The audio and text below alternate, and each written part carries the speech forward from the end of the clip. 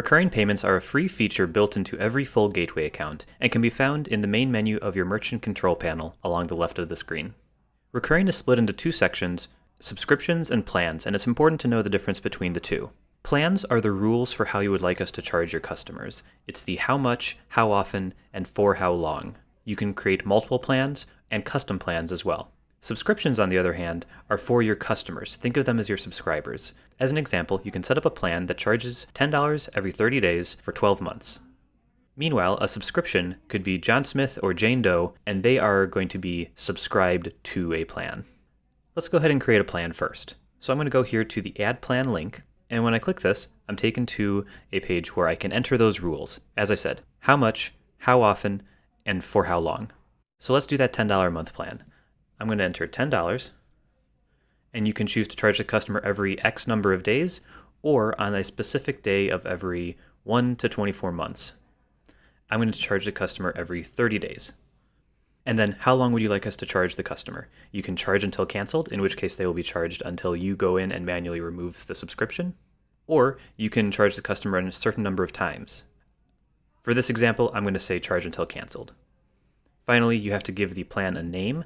I'm going to do test plan, and you have to give it an ID, and I'll just do test.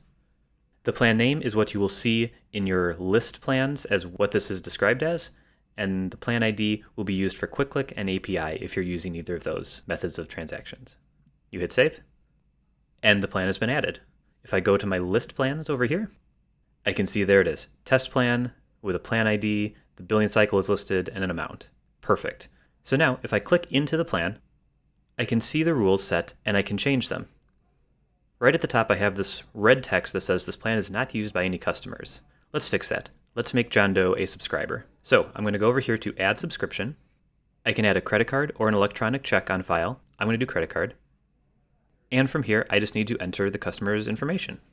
So I'm going to enter the card number, the expiration date, and then I want to do their first and last name. I just need John Doe's name. Everything else I'll leave blank. If I'd like, I can assign it to a specific processor if I have multiple MIDs boarded on my account, and I can send a receipt email every time the subscription runs. Please note, this will only work if you include an email address for the customer. For our purposes now, I'm not going to, so let's just hit continue. Alright, so now I have to assign a plan to this customer. We have a drop down here where I can choose a pre-existing plan, and I'll choose test plan. That's the one we just created. It shows the billing cycle to run every 30 days. And then this is important to note, this is the first charge date. So start charging the customer on, and then we let you choose the date. It's important to know that our recurring system runs early in the morning every day. So if you want to charge your customers as soon as possible, you want to set the first charge date to tomorrow. I'm recording this on December 6th, so I'm going to make it December 7th. So this will charge the customer the first time tomorrow morning. When I hit save, there we go, it's been created. So now that I've added a subscription, I can go to my list subscriptions and see all active subscriptions.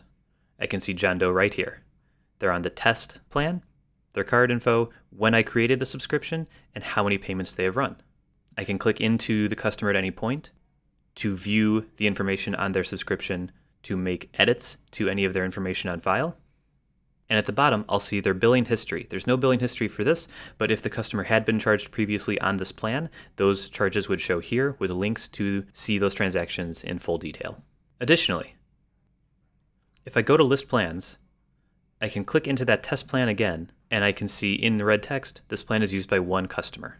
Note, if I make any changes to this plan, such as the amount, the frequency, or how many times to charge, this will impact every customer using this plan.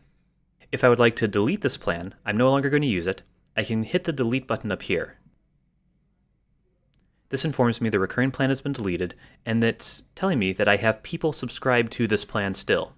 So I have two options. I can either do nothing, and this will have all those people who are currently subscribed to this plan continue to be charged for this amount, or I can hit this link to delete all customers using the old plan. When I hit this, that removes all customers, in this case just one, but it would remove all customers who were subscribed to that plan. If I go to list subscriptions, you can see John Doe is no longer there. If I ever want to remove a single subscription and not the plan entirely, I can go to my list subscriptions and click into any of those subscriptions.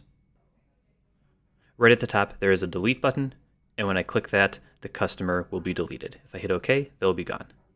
Finally, sometimes you would like to add a custom subscription. This is a subscription that only the single customer will use. You can enter their card information. I'm going to skip everything else and just hit continue. And instead of choosing a plan name from the dropdown, I can click here to create a new billing plan, and I can fill out their specific information. At the bottom, we give you the option to save this as a new plan for future use, but if it's only for this one customer, I don't have to. I'll just hit save. And now that customer has been added to my recurring right here with a custom plan with a unique identifier. Finally, note that just like in the customer vault, we will mark any subscription as yellow or red if the credit card on file is about to expire in 30 days or has already expired. Additionally, in the reporting, we allow you to search for order ID, last name, account number, amount range, the date it was entered, or you can filter just by expiring credit cards or include completed schedules.